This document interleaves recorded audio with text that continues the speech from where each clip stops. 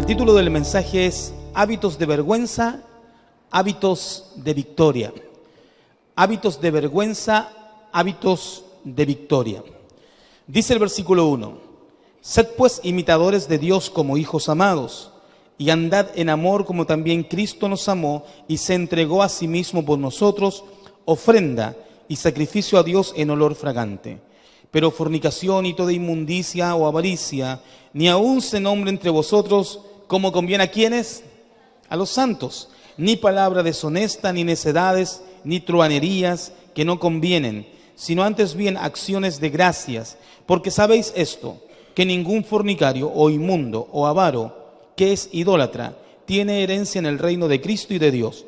Nadie os engañe con palabras vanas, porque por estas cosas, ¿qué viene sobre el hombre? La ira de Dios sobre los hijos de desobediencia. No seáis pues participantes con ellos, porque en otro tiempo erais tinieblas, mas ahora sois luz en el Señor. Andad como hijos de luz.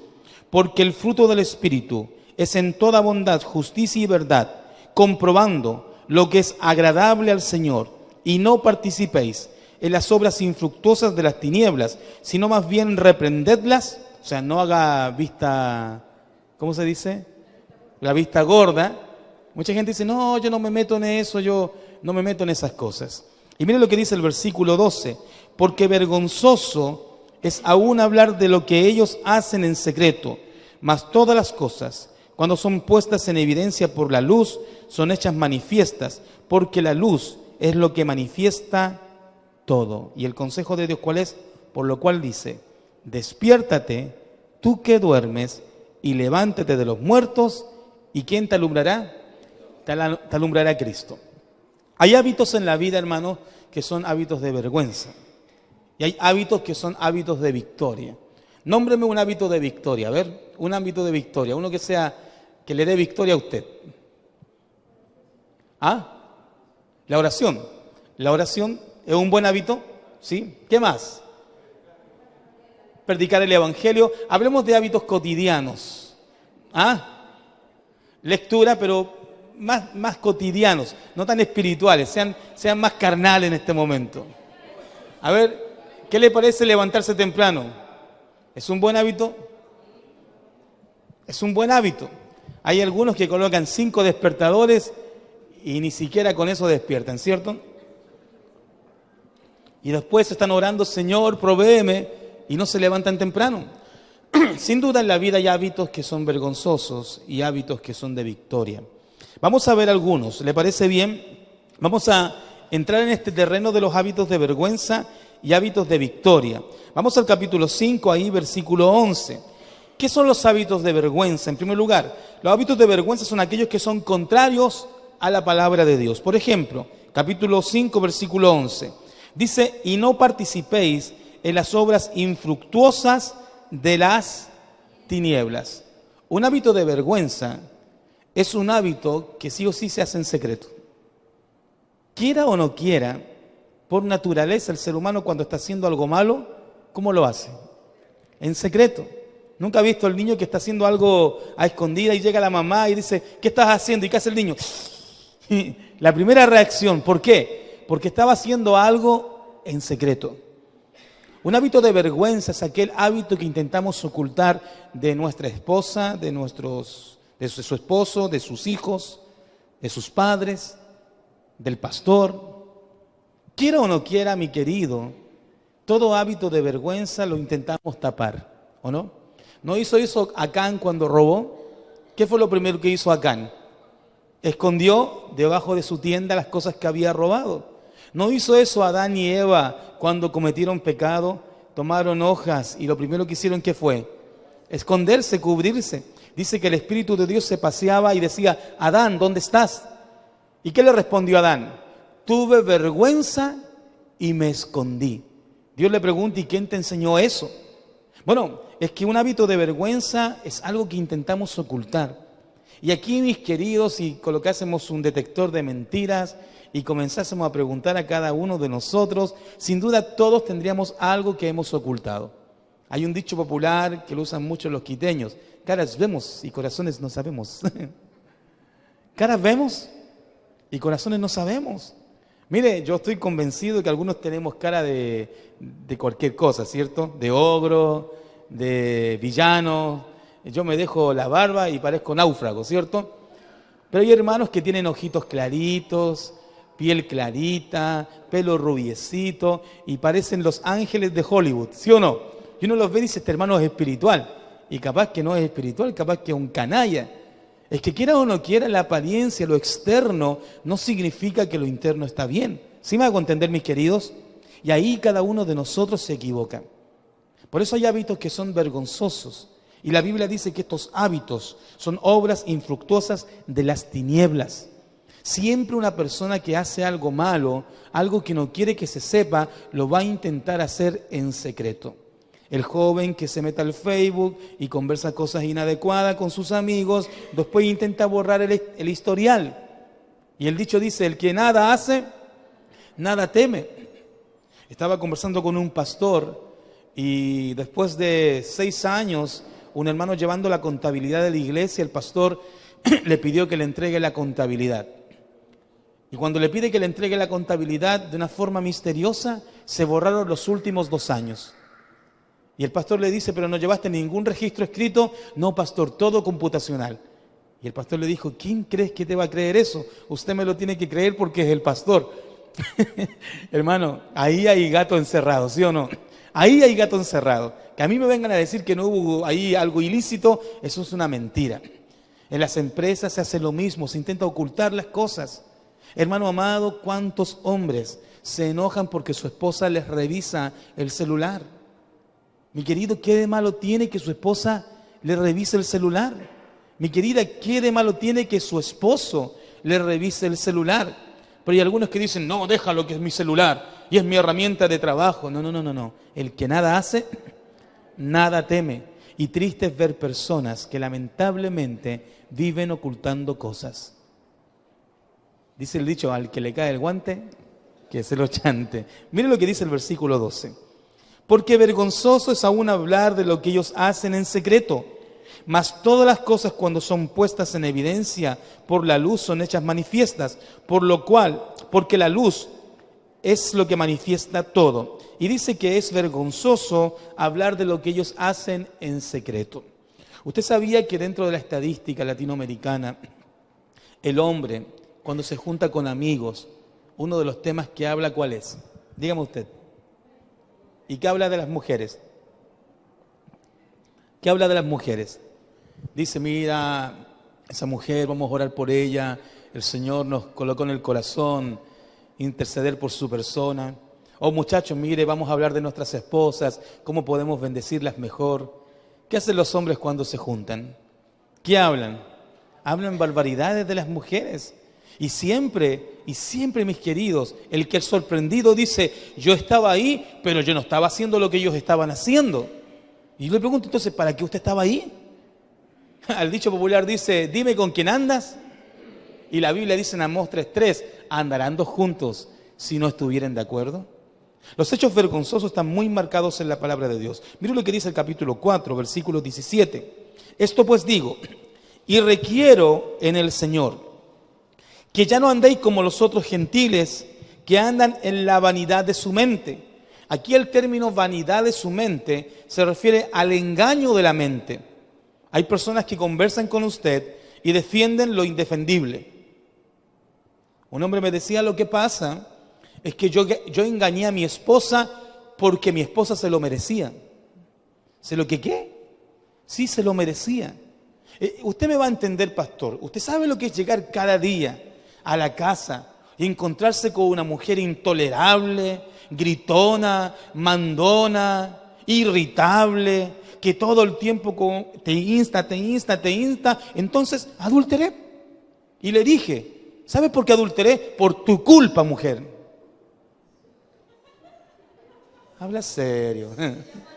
¿Ah? ¿Se llama Adán? Ay, qué fácil, hermanos queridos, es vivir contrario a la palabra. Qué fácil es justificar nuestros hábitos. ¿Por qué? Porque algunos andan en la vanidad de su mente. Siguen pensando que pueden justificar lo que están pensando. Siguen pensando que pueden darle una justificación a los hechos vergonzosos. Dice el dicho que desde que se inventaron las excusas, todo el mundo queda justificado. Así somos hasta en el trabajo. Llegamos tarde y nunca decimos, mire jefe, llegué tarde porque me quedé dormido. ¿Qué decimos? No, que había mucho tráfico, demasiado tráfico. No sabe lo que pasa, que justo salí y el auto se le dañó una llanta. Entonces usted mismo la pinchó y le cambió la rueda, ¿sí o no? Para intentar justificar. Mire lo que dice el versículo 18. ¿Está conmigo? Teniendo el entendimiento entenebrecido, ajenos de la vida de Dios por la ignorancia que en ellos hay. ¿Por qué? Por la dureza de su corazón. ¿Sabe qué provocan los hábitos vergonzosos? Dureza de corazón. Hermano amado, si algo podemos aprender de esto, es que si usted sigue practicando un hábito vergonzoso, ¿sabe qué le va a pasar a su corazón?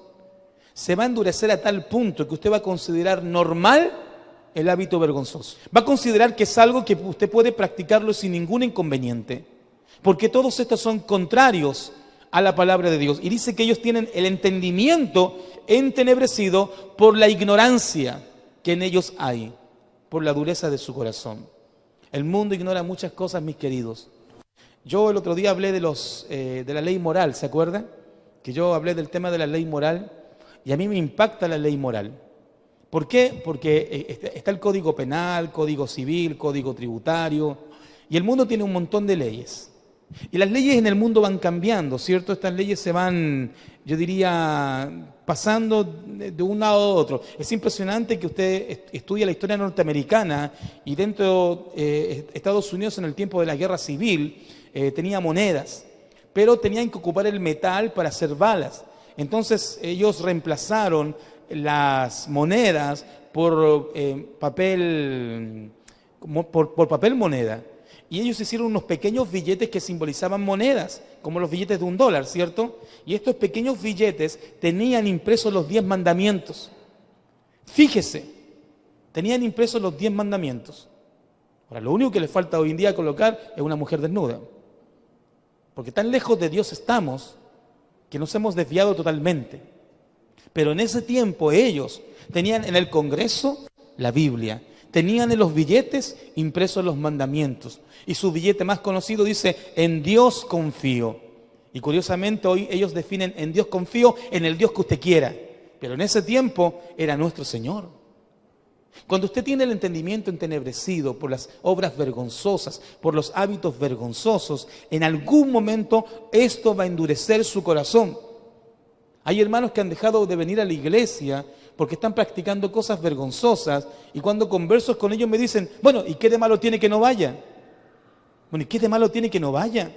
Cuando usted decide vivir una vida cristiana lejos de Dios, tarde o temprano va a tener hábitos que le perjudiquen.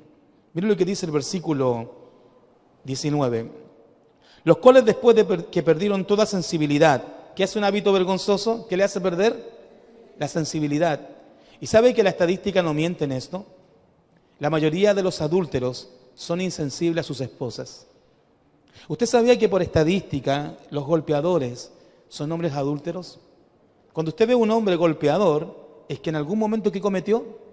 Adulterio. Y no necesariamente adulterio con una mujer. Puede ser adulterio viendo pornografía, puede ser adulterio practicando sexualidad ilícita. O sea, hay varios tipos de adulterio. Puede haber un adulterio donde usted trata mejor a otra mujer que a su esposa. Porque hay hombres puritanos y que no son capaces de tener sexo con una mujer porque tienen, entre comillas, moral. Pero tratan mejor a la secretaria que a su esposa, a la vecina que a su esposa. Son más gentil con la mujer de la tienda que no tienen idea quién es que con la esposa que Dios les dio para compartir el resto de su vida. Eso se llama adulterio. Porque el adulterio no solamente tiene que ver con acostarse con una mujer. El adulterio tiene que ver con prácticas que van en contra de la integridad matrimonial. Amén. Y dice aquí la palabra de Dios, los cuales después que perdieron toda sensibilidad, se entregaron a la lascivia, o sea, pasiones desordenadas, para cometer con avidez. ¿Qué significa con avidez? Astutos. La persona que tiene hábitos de vergüenza, como los tiene que hacer en oculto, ¿cómo se transforma? ¿En un experto en qué? En la mentira. Mentira, tu vida siempre ha sido una mentira. Y dicen que la mentira tiene patitas cortas, ¿sí o no? ¿Qué expertos son en mentir? ¿Qué expertas son ese tipo de personas que hacen cosas en secretos y inventan una y otra cosa para mantener sus hábitos vergonzosos? Hermano amado, la Biblia no miente, amén. Y la Biblia me enseña a mí que una persona que sigue practicando hábitos de vergüenza pierde la sensibilidad, su corazón se endurece y comienza a actuar con avidez, con toda clase de impureza. Sabe con quién hacerlo, sabe cuándo hacerlo, cuándo decirlo, cuándo no decirlo, dónde dar la puntada, dónde no dar la puntada. Se vuelven expertos en dar argumentos frente a su pecado. Mire lo que dice el versículo 20. Mas vosotros no habéis aprendido así de quién. ¿Cómo puedo vencer estos hábitos de vergüenza? La Biblia me enseña que Cristo Jesús es la respuesta. Amén. Así que son contrarios a la palabra. Son de tropiezo a los demás en segundo lugar. Mire lo que dice Tito 1:10. Tito capítulo 1, versículo 10. Dice la Escritura: porque hay aún muchos contumaces, habladores de vanidades y engañadores, mayormente los de la circuncisión, a los cuales es preciso tapar la boca, que trastornan casas enteras, enseñando por ganancia deshonesta lo que no conviene. Uno de ellos, su propio profeta, dijo: los cretenses, siempre mentirosos, malas bestias, glotones ociosos. Este testimonio, dice Pablo, es... ¿Qué dice Pablo? Léalo ahí, tome su Biblia, vamos. ¿Qué dice el versículo? Capítulo 1, versículo 13 de Tito. Este testimonio es verdadero, por tanto, repréndelos duramente para que sean sanos en la fe. Hermano, los hábitos de vergüenza son de tropiezo a las personas. Aquí el apóstol Pablo dice: mira, hay personas que están hablando mal de ustedes. No me molesta que hablen mal de ustedes. Me molesta que lo que están hablando es verdad. Porque ustedes son mentirosos. ¿Qué dijo después él? Malas bestias, glotones, y ahí se le pasó la mano, mala bestia, está bueno el término, mala bestia. Hermano querido, reconózcalo, el mundo nos observa, amén.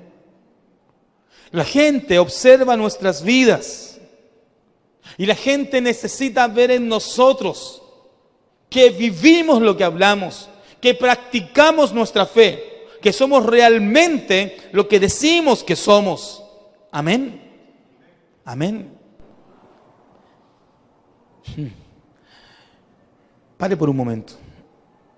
¿Tiene algún hábito de vergüenza? No me respondan. Yo no quiero que viva vergüenza, amén. Pero me parece que no somos conscientes de que las palabras que decimos, las cosas que vemos, las conductas que tomamos, siempre van a tener testigos que nos observen. ¿Es verdad o no es verdad? Siempre va a haber alguien que te va a apuntar con un dedo y va a decir: tú no eres cristiano. ¿Por qué siempre andas amargado? ¿Por qué siempre tienes cara larga? ¿Por qué siempre te quejas? ¿Por qué mientes? ¿Por qué todo el tiempo peleas? ¿Por qué eres tan vago, tan flojo? Hermano amado, el apóstol Pablo dijo: eviten este tipo de conductas, porque tenemos que ser sanos ¿en qué? En la fe. Y ser sanos en la fe es evitar los hábitos de vergüenza. Amén. Muy bien, en segundo lugar, hábitos de victoria. Hábitos de victoria. Hábitos de vergüenza y hábitos de victoria. Mire lo que dice, volvamos a Efesios, por favor, por un momento. Al versículo 20, capítulo 4. Mas vosotros no habéis aprendido así de Cristo, si en verdad le habéis oído. ¿Usted escuchó al Señor? Y habéis sido por Él enseñados. ¿Fue enseñado por Él? Conforme a la verdad que está en Jesús, en cuanto a la pasada manera de vivir. Me encanta lo que dice Pablo aquí. Despojaos del viejo hombre que está viciado conforme a los deseos engañosos y renovaos en el espíritu de vuestra mente y vestíos del nuevo hombre, creado según Dios en justicia y santidad, que dice, de la verdad. ¿Usted sabía que somos reconocidos como el pueblo de la verdad? Si algo caracteriza al pueblo de Dios, es que siempre tenemos que decir, ¿qué cosa? La verdad. Mira lo que dice Primera de Pedro, capítulo 1, versículo 7. Primera de Pedro, capítulo 1, versículo 7. Para que sometida a prueba vuestra fe, mucho más preciosa que el oro, el cual aunque perecedero se prueba con fuego, sea hallada en alabanza, gloria y honra cuando sea manifestado Jesucristo. ¿A quién amáis? ¿Ama al Señor? Y dice, sin haberle visto. ¿En quién creyendo cree en Él? ¿Puede decir más fuerte ese amén? Aunque ahora no le veáis, os alegráis con gozo inefable y glorioso, obteniendo el fin de vuestra fe, que es la salvación de vuestras almas. Yo tengo una fe gloriosa, yo tengo una fe que alegra, que goza, inefable, incalculable. Tengo una fe que viene directamente del trono de la gracia. Y los hábitos de victoria son aquellos hábitos que están radicalizados en un concepto. Jesucristo es mi Señor. No solamente mi Salvador, sino que he decidido darle a Jesús el primer lugar de mi vida. Por eso el versículo 20 del capítulo 4 de Efesios dice, mas vosotros no habéis aprendido así de Cristo. Si algo Jesús hizo en este mundo, fue caminar en integridad. Si algo Jesús hizo en este mundo, fue dar el ejemplo. Nadie le podía apuntar con un dedo y decirle, usted es mentiroso, usted estafa a la gente, usted dice que cumple con su trabajo, pero usted no cumple con su trabajo. Usted me dice a mí que es cristiano y todo el tiempo pelea con las personas. De Jesús, mis queridos, nadie podía decir nada. Ahora, decían muchas cosas, ¿cierto? Pero ¿qué eran las cosas que decían? Mentiras, falsas. Así que tenemos que hacer una introspección. Pensar por un momento, hermanos queridos, si tenemos hábitos de victoria. Voy a nombrar algunos y espero que esto les sirva. Número 1, disfrute la palabra de Dios. Salmo 19:7. Este es un hábito de victoria muy bueno. Disfrute la palabra de Dios. ¿Qué dice el Salmo 19:7? ¿Lo tiene? Dice la Escritura, la ley de Jehová es perfecta, que convierte el alma. El testimonio de Jehová es fiel, que hace sabio ¿a quién? Al sencillo. Versículo 8, los mandamientos de Jehová son rectos, que alegran el corazón. El precepto de Jehová es puro, que alumbra los ojos. El temor de Jehová es limpio, que permanece para siempre. Los juicios de Jehová son verdad, todos justos. Deseables son más que el oro, y más que mucho oro afinado, y dulce más que la miel que destila del panal. Tu siervo es además amonestado con ellos. En guardarlos, ¿qué dice la Biblia? Hay grande galardón. Aquí hay una promesa, mi querido. Si le está yendo mal en la vida, es porque usted no tiene este hábito de victoria. Amar la palabra, disfrutar la palabra. Versículo 12. ¿Quién podrá entender sus propios errores? Líbrame, ¿de cuáles? De los que me son ocultos. La Biblia tiene una capacidad de mostrarte aún aquello que te hace mal. ¿Escuchó? Y hay cosas que a veces no nos damos cuenta, ¿sí o no? ¿Cuántas veces pensábamos que estábamos bien en lo que estábamos haciendo y leímos la Biblia y la Biblia nos dio un cachetazo y nos dijo, Javier, recapacita, estás mal, mira mi palabra y es un espejo que te muestra tus errores? Amén, iglesia. Mira lo que dice el versículo 13.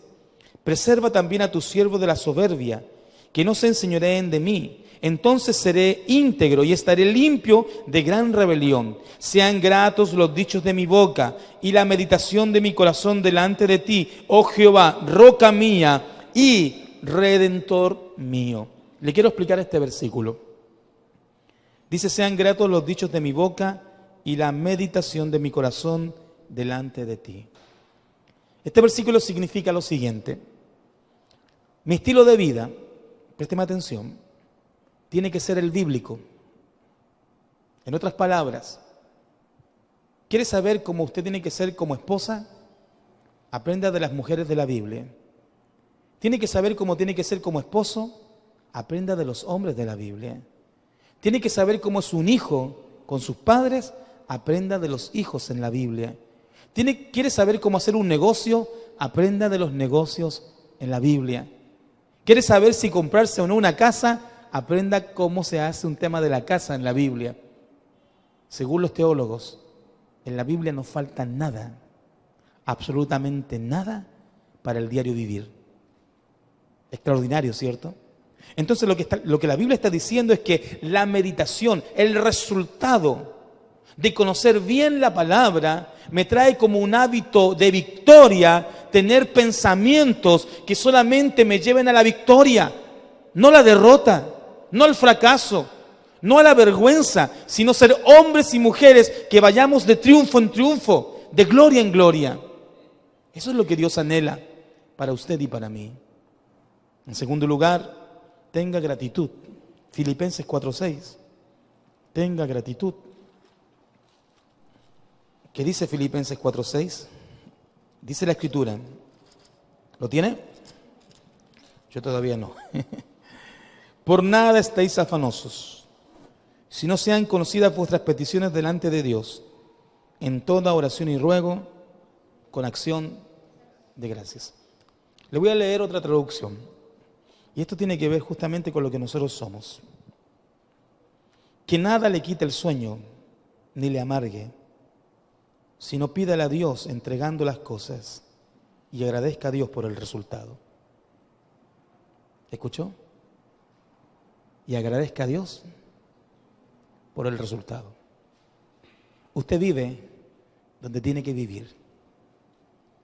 Tiene lo que tiene que tener. Cualquier cosa que brote de nuestras almas en amargura es no vivir agradecidos. Mire, no tengo los hijos que quise tener, no tengo la casa que quise tener, no tengo la esposa que quise tener.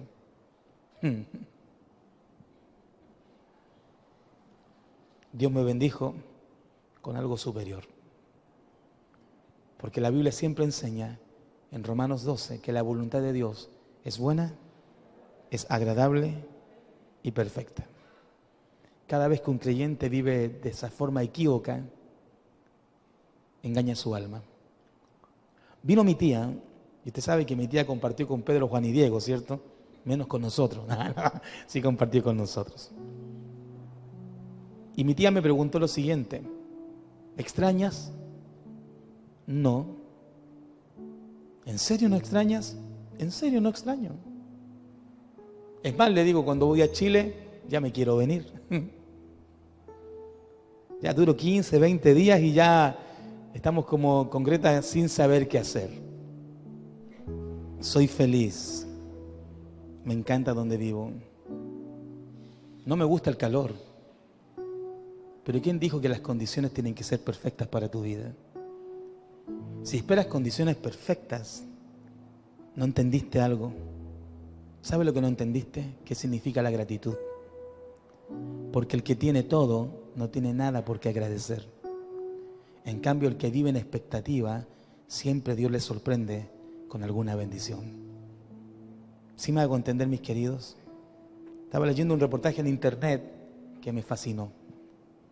Un muchacho de origen asiático, norteamericano, no sé si lo leyó, lo confundieron en una redada como traficante de drogas y lo encerraron 5 días la policía, sin comer y sin tomar agua. Llegó un punto su deshidratación que él tuvo que tomarse su orina. Cuando lo sacaron de la cárcel, estuvo 5 meses en el hospital en estado crítico. El joven se preguntaba, ¿por qué me pasó esto a mí? Y sabe que el Estado, después que se enteró de esto, lo indemnizó con $4.100.000. Ay, yo quiero 6 meses, yo quiero. Métanme en la cárcel por 6 meses, ¿cierto? ¿Cuántos estarían dispuestos a pasar 6 meses sabiendo que...? Y la reflexión era esta. El joven no sabía lo que le estaba pasando y su tragedia se transformó en alegría. Qué increíble. ¿Acaso no lo vemos en la Biblia? Cuando José fue tirado a ese pozo, sus hermanos lo vendieron, 2 años en la cárcel. La esposa de Potifar, ¿qué hizo? Lo acusó de violación. Ahí está este pobre muchacho que no había cometido ningún error de estos, clamando a Dios. Y Dios nunca deja de lado a aquel que le busca. Para terminar, tenga el anhelo de predicar la palabra. Según de Tesalonicenses capítulo 3, versículo 1.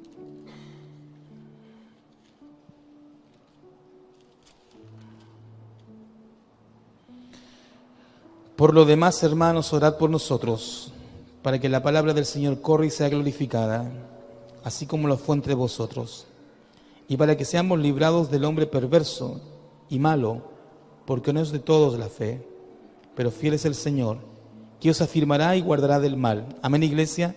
Y tenemos confianza respecto a vosotros en el Señor, en que hacéis y haréis lo que os hemos mandado. ¿Qué le habían mandado? Prediquen el Evangelio. Y el Señor encamine vuestros corazones al amor de Dios y a la paciencia ¿de quién?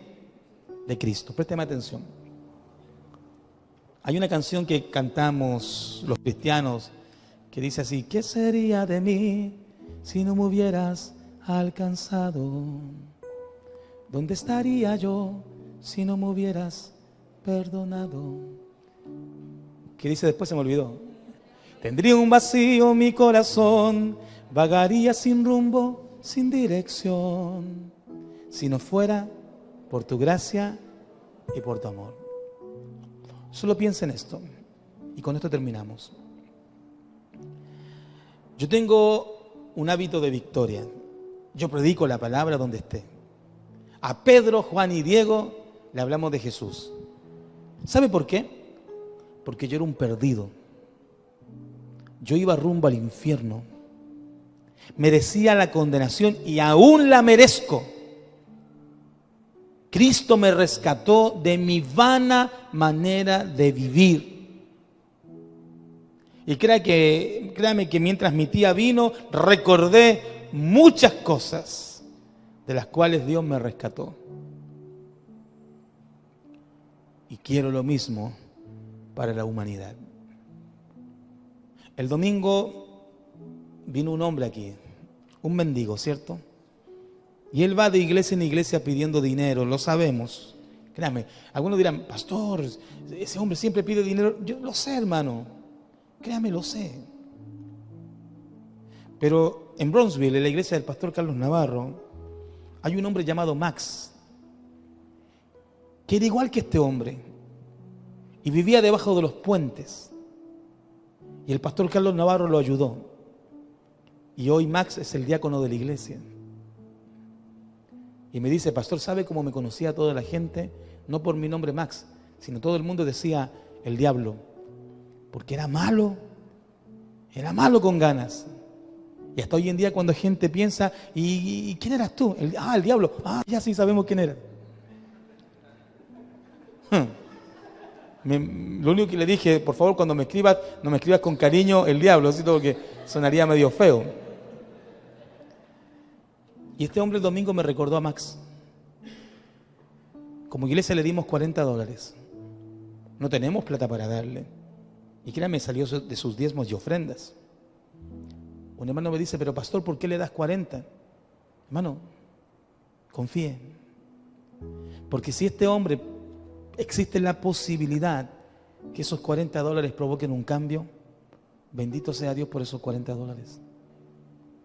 Porque por más allá que él vaya ahí caminando y diciendo, oh, qué bueno, otra iglesia más, él va a decir, pero esta iglesia me dio $40. Y sabe, hermano, yo nunca desestimo la salvación de un alma. Nunca desconfío en el obrar de Dios en una persona. Usted puede estar vestido con saco y corbata y necesitar de Cristo más que un mendigo de la calle. ¿Por qué? Porque yo estoy convencido que un hábito de victoria es compartirle a otros que Jesús transforma vidas. Amén. ¿Sabe? Y es lo último que le digo. Hay una película que se llama Asunto de Fe. Véala. Búsquela, es extraordinaria. Es más, estoy pensando en presentarla en la iglesia en una noche de película. Es increíble. Y el pastor de esa iglesia era un narcotraficante, drogadicto. Y al final terminó haciendo una mega iglesia. Y yo pensé que la película era una recreación y al final muestran que es de la vida real. Y sabe, curiosamente, y yo me largué a reír, el pastor cuando lo mandan a ese lugar, el templo era muy grande. Un amigo le decía, ¿no crees que es un templo muy grande para ti? Y yo me puse a llorar. Llegó el invierno y tenían el techo roto y se les inundaba la iglesia. Y el amigo le dice, mira, el techo roto, ¿no crees que es muy grande para ti? Y él le dijo, Dios me colocó aquí. ¿Qué quieres que haga? ¿Que le diga a Dios que se equivocó? Estoy esperando su respuesta. Así que dejemos que Dios obre. ¿Sabe qué fue lo curioso? Que el hombre restauró el templo. Dios le dio todo el dinero para hacerlo. Rescató cientos de personas de la calle. Muchos llegaron a Cristo. Y un año después que terminaron el templo, ese pastor murió. Y eso me hizo pensar a mí muchísimo. Toco madera.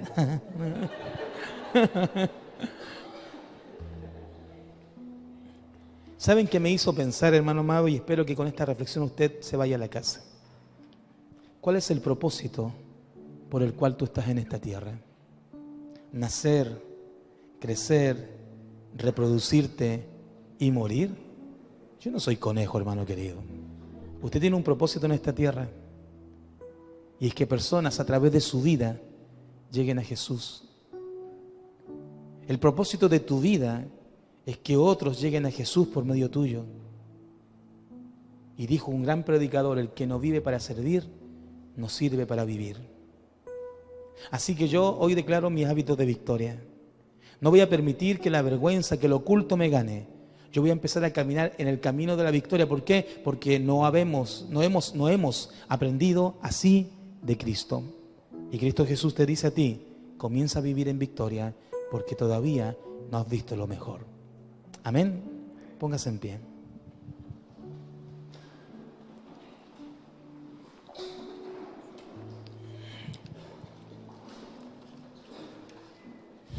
Padre, perdónanos, Señor, porque caminamos en esta vida sin propósito. Si usted piensa que el propósito es trabajar, sacar una profesión, sacarse el aire para lograr objetivos materiales, le aseguro que el rey Salomón era especialista en dinero. Y él dijo, ¿qué saca el hombre con alcanzar todo en el mundo y perder el alma? Vanidad de vanidades. Todo en este mundo es vanidad. En el capítulo 12 de Eclesiastés, Salomón dice, acuérdate de tu Creador en los días de tu juventud. Y terminando su capítulo, él dice, teme a Jehová porque esto es el todo del hombre. Si algo hemos aprendido el día de hoy, es que el mayor hábito de victoria es decirle al Señor, Señor, usa mi vida. ¿Quiere que su vida tenga un propósito? Comience a encontrarlo. Y dígale al Señor, no quiero vivir en este mundo sin propósito. Quiero ser un hombre que realmente cambie. En el fondo, vivimos a la defensiva, cuestionando, analizando, y la vida se nos pasa, nos hacemos viejos y vamos a morir. Así que, Padre, en esta noche yo te clamo con todo mi ser que nuestros hábitos cambien, que nuestra vida cambie, que seamos diferentes al resto del mundo. ¿Cuántos quieren tener hábitos de victoria? Amén, Señor. Tú conoces el corazón de cada uno de nosotros. Tú eres el que nos perdona y te damos lo mejor de nuestras vidas. Padre, bendice las ofrendas, los diezmos, que cada uno dé con su corazón. Somos una iglesia que no exige, simplemente que hace hacer una reflexión de que Dios tiene reglas y el que cumple con Dios es bendecido. Pero cada uno delante de ti, que dé con abundancia y que dé con gratitud. Señor, tú eres bueno, maravilloso. En el nombre de Jesús oramos. Amén y amén.